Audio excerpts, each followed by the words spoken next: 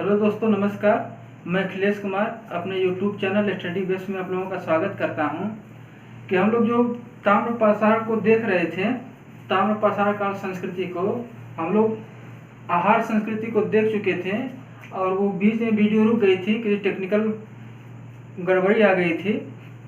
तो हमें उसको मालवा संस्कृति, कायथा संस्कृति और जोरवे संस्कृति का पार्ट कुछ बच गया था, उसको कंप्लीट करके इस टॉपिक को हम लोग कंप्लीट कर लेते हैं। तो ये देखते हैं ताम्रपाषाण कालीन संस्कृति। इसमें बहुत ज़्यादा बचा नहीं हुआ है और थोड़ा सा दिक्कत हो गया तो इसकी वजह से वीडियो कंप्लीट नहीं हो पाई। तो इसमें हम लोग कितने भागों में बांटे थे? 3 पार्ट में हम लोग इसको डिवाइड किए थे। तो हो जाता है दक्षिणी पूर्वी राजस्थान आपका, ये बनास नदी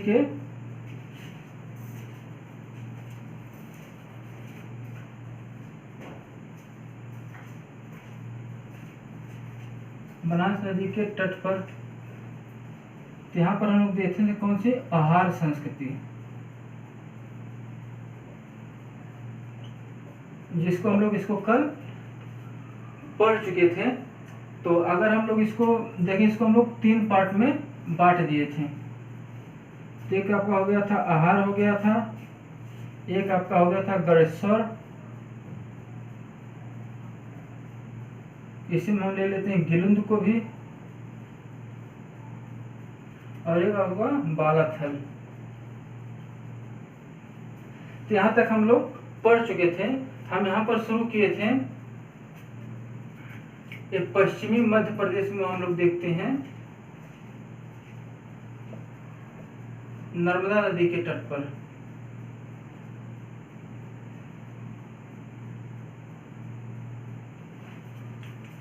नर्मदा नदी के तट पर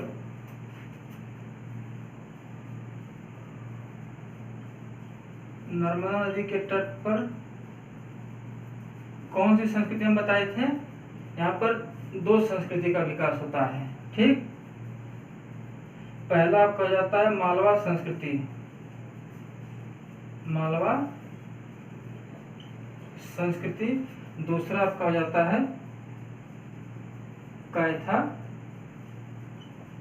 संस्कृति। ठीक, अगर हम मालवा संस्कृति को हम लोग देखते हैं तो इसको हम लोग, जो स्थान इसके स्थल हैं, इसको हम लोग 3 भागों में बांट लेते हैं।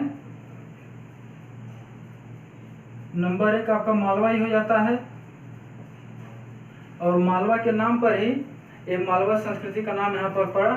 दूसरा आपका हो जाता है नाकदा, तीसरा आपका हो जाता है नौदा टोली। ठीक, तो अगर हम लोग देखते हैं, इस मालवा को देख लेते हैं तो मालवा में क्या विशेषता थी, कि मालवा स्थान की क्या विशेषता थी। तो अगर इसको हम लोग देखेंगे, यहाँ से जैसे उत्कृष्ट कोटि के मृदभान पाए गए, जो बर्तन बनाए जाते थे उनकी जो क्वालिटी होती थी, शुद्धता होती, बहुत बढ़िया होती थी, यानी कि उत्कृष्ट कोटि के मृदभान। ठीक, दूसरा यहाँ पर क्या था, यहाँ देखेंगे कि वृषभ पूजा, लोग बैलों की, वृषभ यानी बैल की लोग पूजा करते थे। क्या हो जाएगा आपका यहाँ पर, लोग वृषभ,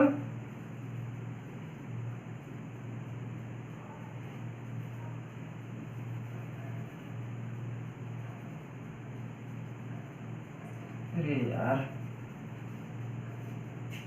वृषभ पूजा। तीसरा आपका यहाँ से मिला क्या है, चरखा और वो तकली यहाँ से पाया गया है। ठीक, तो इसमें मेन आपका अगर पूछेगा तो ये मेन आपका हो जाता है। अगर हम लोगों को 4-5 स्थान को देखना है, एक बहुत इंपॉर्टेंट आहार हो जाता है गणेश्वर, गिलुंद और बालाथल का कोई बहुत ज़्यादा पूछता है नहीं है। और इधर हम लोग देखते हैं तो एक मालवा हो जाता है, इसमें मेन आपका ये बन जाता है कि वृषभ पूजा, ये इम्पॉर्टेंट है। ए वाला पॉइंट वृषभ पूजा। नागदा आप लोग का स्थान जानते रहिए, नागदा दे के कैथा संस्कृति का 2 पेज देगा, एक आग देगा, पूछ लेगा कि कौन सा इसमें मालवा संस्कृति का स्थल है। अगर हम लोग इसको देखते हैं नौदा टोली को, नौदा टोली अगर ये जगह तो मध्य प्रदेश के खरगोन जिले में है। कौन सा जिला जो महत्वपूर्ण है उसको आपको बता दे रहा हूँ, खरगोन जिला में है। अब इसकी विशेषता अगर देख लेते हैं, नौदा टोली क्यों चर्चित में है, तो उस समय की मतलब कि सबसे बड़ी ग्रामीण बस्ती थी। अगर ग्रामीण बस्ती पूछ रहा है कि सबसे बड़ी ताम्रपाषाण काल में सबसे बड़ी ग्रामीण बस्ती कौन थी, तो आपकी नौदा टोली यानी कि सबसे बड़ी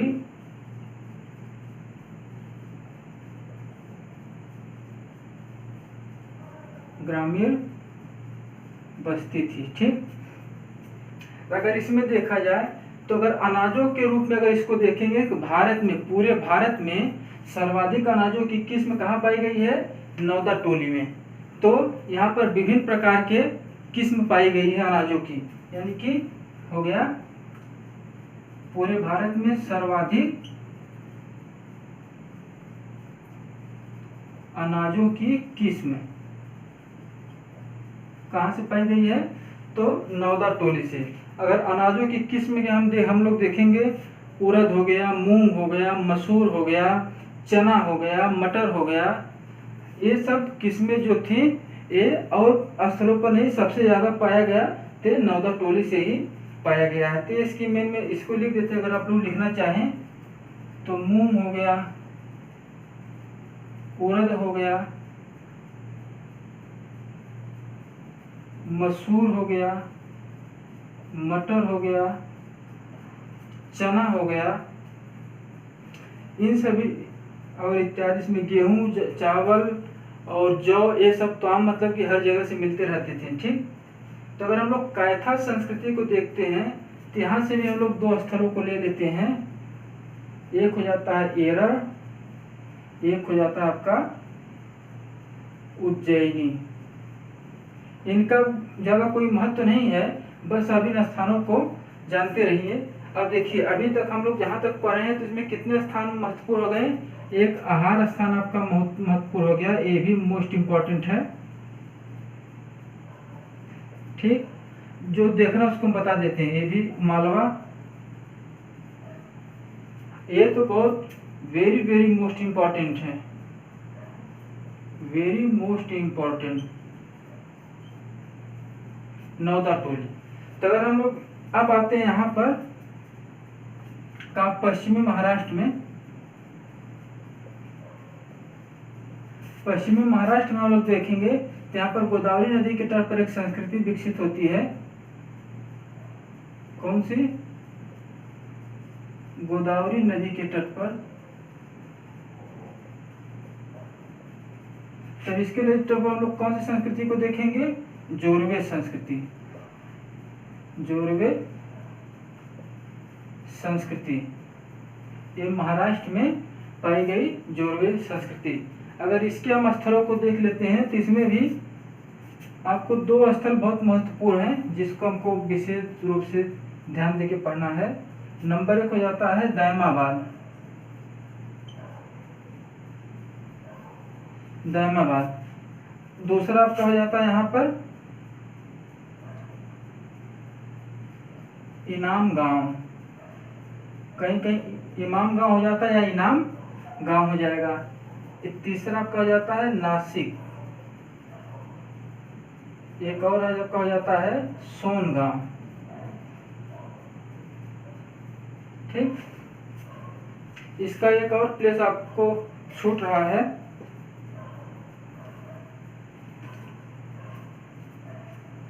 इसमें हम ले लेते हैं, एक और आ जाएगा यहाँ पर, यहीं पर इसको ले लेते हैं, यहीं पर नेवासा।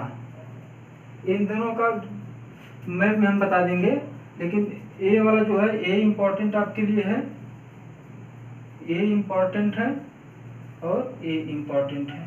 ठीक, इन सब का हम टाइम पीरियड बता चुके थे, पिछली वीडियो में बता दिए हैं।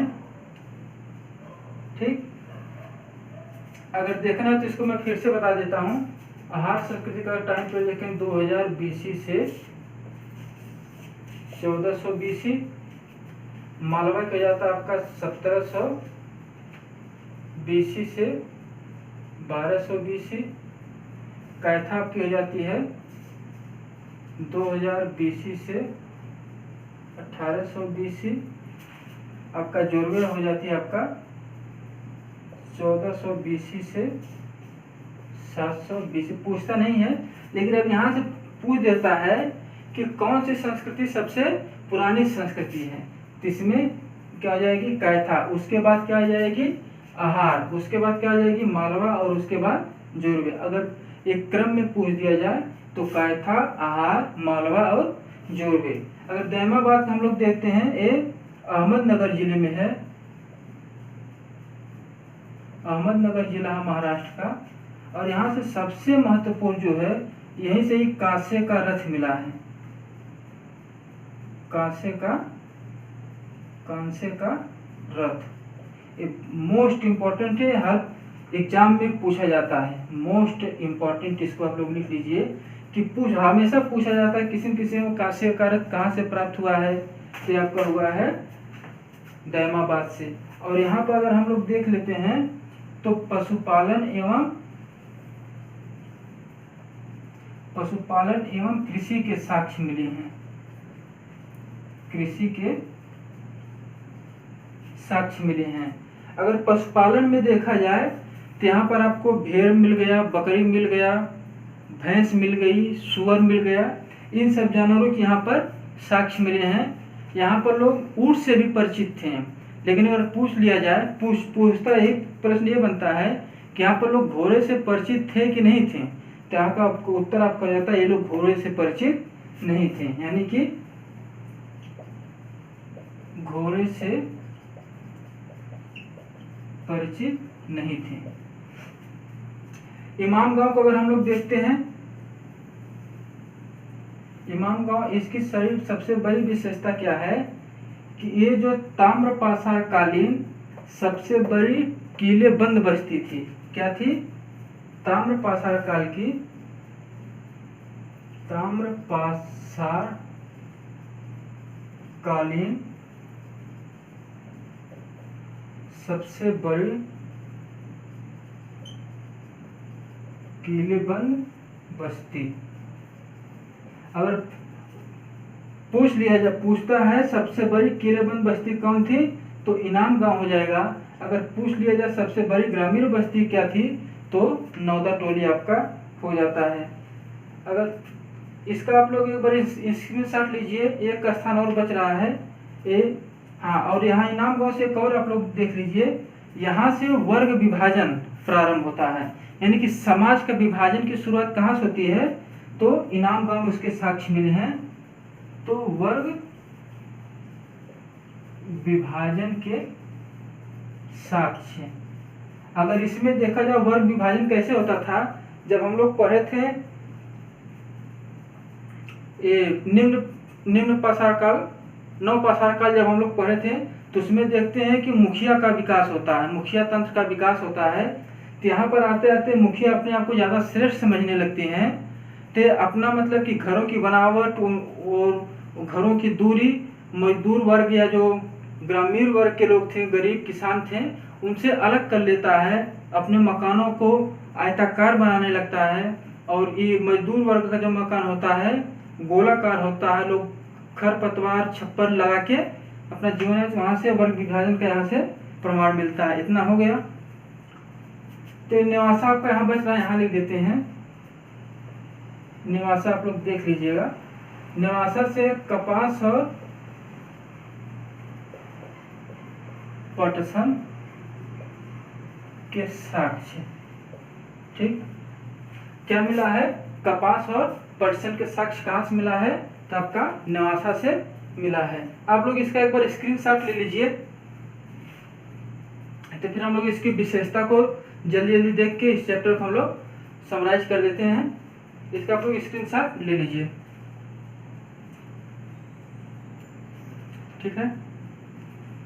ठीक, इसको हम लोग मिटा देते हैं।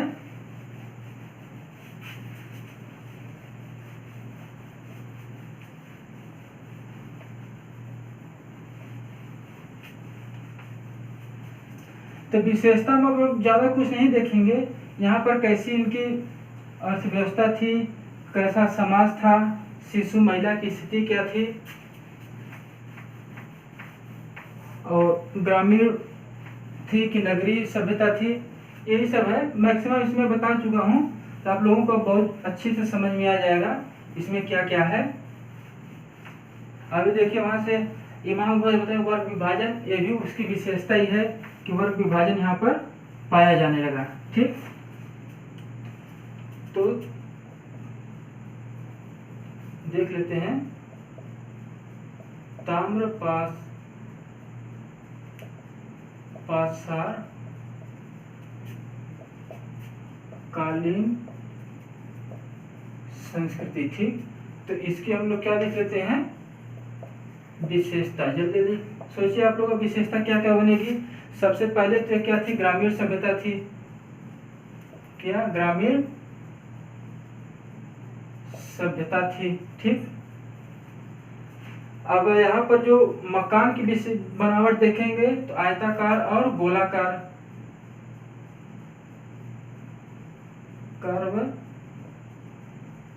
गोलाकार मकान,